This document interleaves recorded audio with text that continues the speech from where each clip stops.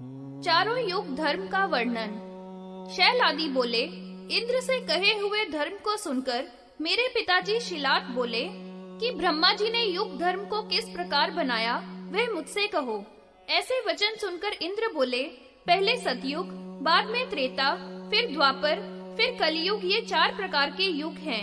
सतयुग में सद्गुण प्रधान है, त्रेता में रजोगुण, द्वापर में तमोगुण तथा रजोगुण है, कलयुग में केवल तमोगुण प्रधान है।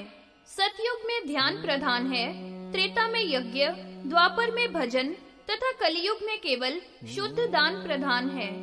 सतयुग में धर्म 4 पैर वाला है, त्रेता में 3 पैर वाला, द्वापर में 2 पैर वाला तथा कलयुग में केवल 1 पैर वाला है। सतयुग में प्रजा सब आनंद स्वरूप, भोग वाली तथा ऊंच नीच वाली नहीं थी, शोक रहित थी, पर्वत, समुद्र आदि में निवास करती थी। वर्णाश्रम धर्म था, वर्ण शंकर प्रजा नहीं थी। इसके पश्चात द्वंद्वों से पीड़ित उनसे छूटने के लिए प्रजा ने अनेकों उपाय किए। तृष्णा से पीड़ित, नाना प्रकार के भोगों से रहित प्रजा होने लगी। प्रजा की मर्यादा रखने के लिए तथा विघ्नों को दूर करने के लिए क्षत्रियों को उत्पन्न किया। वर्णाश्रम धर्म की प्रतिष्ठा की, मनुष्य सभी सदाचारी थे। इसी प्रकार ब्रह्मा ने त्रेता में यज्ञों का परिवर्तन किया। पशु यज्ञ का कोई सेवन नहीं करते थे, अहिंसात्मक यज्ञ की प्रशंसा करते थे। द्वापर में परस्पर मनुष्यों की बुद्धि में भेद हुए, इससे सभी प्राणियों को काम, कलेश, शरीर रोग तथा द्वंद्व तापों को सहना पड़ा।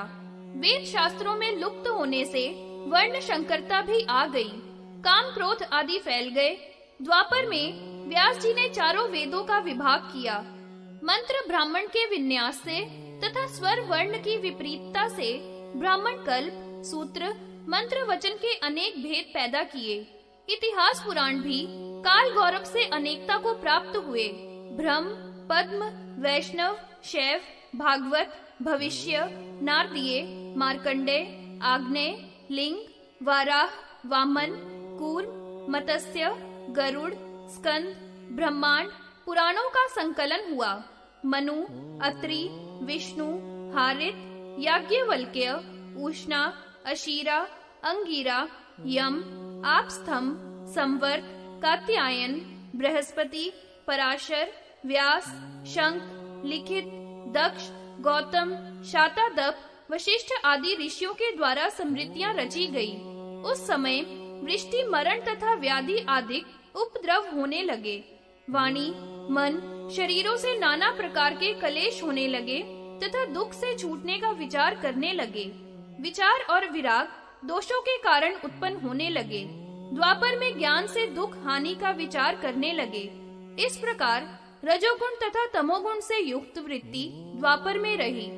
पहले सतयुग में धर्म था, वह त्रेता में भी ठीक रूप से चलता रहा तथा द्वापर में व्याकुल होकर कलयुग में नष्ट हो गया।